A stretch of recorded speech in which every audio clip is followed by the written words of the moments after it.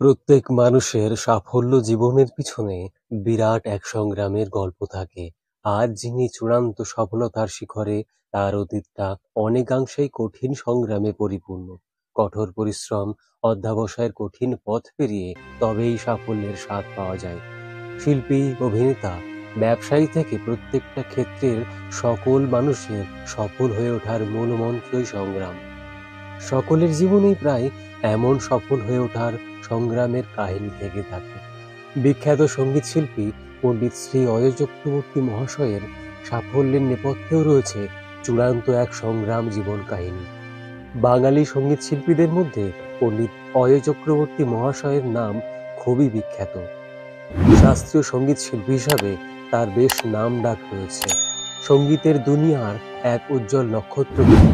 তার কন্যা কৌশিকী চক্রবর্তীও বাবার মতোই গুণী, বাবার যোগ্য উত্তরসূরি তিনি। আজ এই প্রতিবেদনে আপনাদের জানাবো বাংলা তথা ভারতের একজন জনপ্রিয় সঙ্গীত শিল্পী সম্পর্কে কিছু অজানা তথ্য।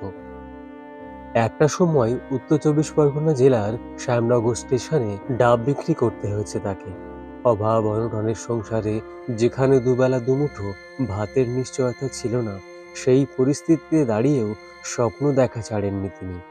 পণ্ডিতজির মাতা পিতা সপরিবার সহ বাংলাদেশ থেকে এদেশে আসতে বাধ্য হয়েছিলেন। এদেশে এসে অত্যন্ত কঠোর পরিশ্রমের মাধ্যমে শুরু হয় তাদের জীবনযাত্রা, জীবনে টিকে থাকার লড়াই। এরপর চরম অর্থকষ্টের কারণে শুরু হয় শ্রী অজয় চক্রবর্তীর জীবন সংগ্রাম। যতই অভাব থাকুক, কখনো গান ছাড়েনি তিনি। পণ্ডিতজির মা বাড়িতে তাঁত চালাতেন। মায়ের বোনা তাঁতের শাড়ি পাড়ায় পাড়ায় বিক্রি করতে যেতেন তিনি। তাঁত চালানোর সেই খটখট আওয়াজের সঙ্গে তালে তালে পণ্ডিতজি রেওয়াজ করতেন। এইভাবে অদম্য জেদ আর ইচ্ছা শক্তিতে ভর করে নিয়মিত এক রেওয়াজের মাধ্যমে নিজের প্রতিভাকে শান দিয়েই তৈরি হয়েছেন আজকের প্রখ্যাত সঙ্গীত শিল্পী পণ্ডিত শ্রী অজয় চক্রবর্তী। ভালোবাসার টানে, দুচোখে স্বপ্ন নিয়ে শিল্পী হওয়ার তাগিদে চাকরি ছেড়ে নিজের অধরা স্বপ্নকে বাস্তবায়িত করতে যথেষ্ট মনোবল লাগে।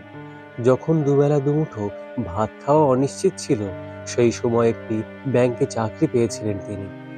কিন্তু পণ্ডিতজির পিতা সেই চাকরির নিয়োগপত্র ছেড়ে দিয়ে বলেছিলেন, তুমি শিয়ালদা স্টেশনে যাও এবং গিয়ে দেখো তো কতজন চাকরিজীবী মানুষ আছেন এবং কতজন শিল্পী আছেন। আমি চাই আমার ছেলে বেঁচে থাকলে শিল্পী হয়েই বাঁচবে।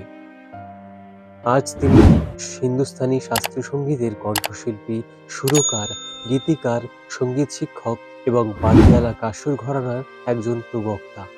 তাকে 2020 সালে ভারতের তৃতীয় সর্বোচ্চ বেসামরিক পদ্মভূষণ পুরস্কারে পুরস্কৃত করা হয়। তিনি আরও বহু পুরস্কারে ভূষিত হয়েছেন।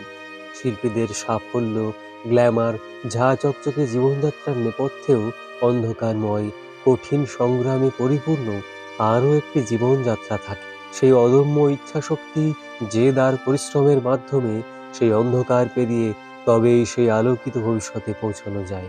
চরম অবস্থার অবনতি থেকে ঝড় ঝঞ্ঝাট গ্লানি ঘুচিয়ে আজ তিনি ভারত তথা সারা দেশের বিখ্যাত একজন সঙ্গীত শিল্পী। সুদূর অতীতের সকল বাধাকে অতিক্রান্ত করে পণ্ডিত শ্রী অজয় চক্রবর্তী হয়ে ওঠার জীবন কাহিনী সত্যি এক অনুপ্রেরণামূলক।